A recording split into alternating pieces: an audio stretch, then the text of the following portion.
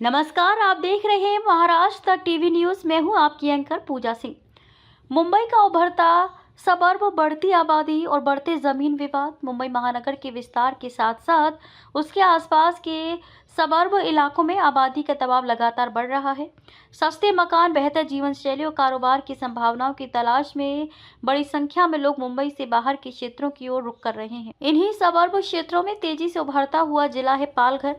मुंबई में काम करने वाले हजारों लोग अब पालघर में सस्ता और अपेक्षाकृत बेहतर ठिकाना तलाश रहे हैं। बाहर से आने वाले लोग और बढ़ता जमीन घोटाला, लेकिन समस्या यहीं से शुरू होती है। बाहर से आने वाले लोगों को स्थानीय भूगोल, जमीन के प्रकार, कानूनी प्रक्रिया और सरकारी नियमों की पूरी जानकारी नहीं होती। ऐसे में वे स्थानीय दलालों, छोटे बड़े बिल्डरों और तथाकथित डेवलपर्स के संपर्क में आते हैं। कुछ असामाजिक तत्व इस स्थिति का फायदा उठाकर सरकारी जमीन बेच देते हैं। आदिवासी जमीन जो कानूनी रूप से हस्तांतरित नहीं हो सकती, उसे सौदे में शामिल कर देते हैं।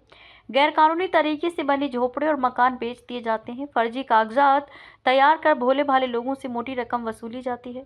शिकायतें होती हैं, लेकिन कार्रवाई क्यों नहीं? देश में पहले से ही पुलिस और प्रशासन पर काम का भारी दबाव है।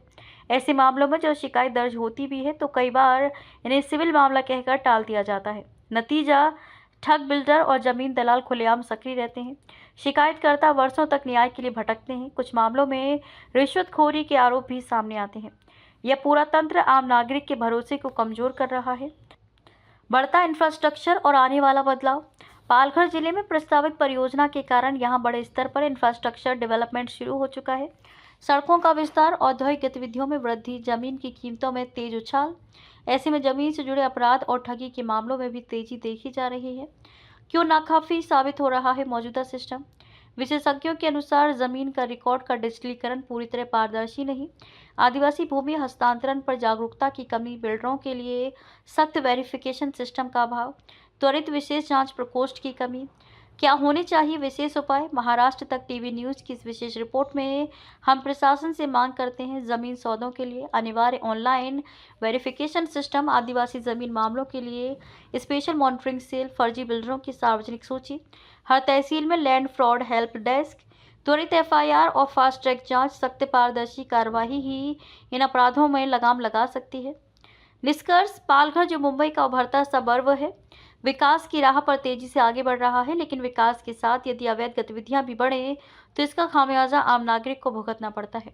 जरूरत है सतर्कता की, जरूरत है सख्त प्रशासनिक इच्छा शक्ति की और जरूरत है जागरूक नागरिकों की। आज के लिए बस इतना ही। आप देख रहे थे महाराष्ट्र तक टीवी न्यूज़। मैं हूँ आप रिपोर्टर तेजेंद्र सिंह। ऐसी सटीक और जनहित से जुड़ी खबरों के लिए चैनल को लाइक करें, शेयर करें और सब्सक्राइब करना ना भूलें।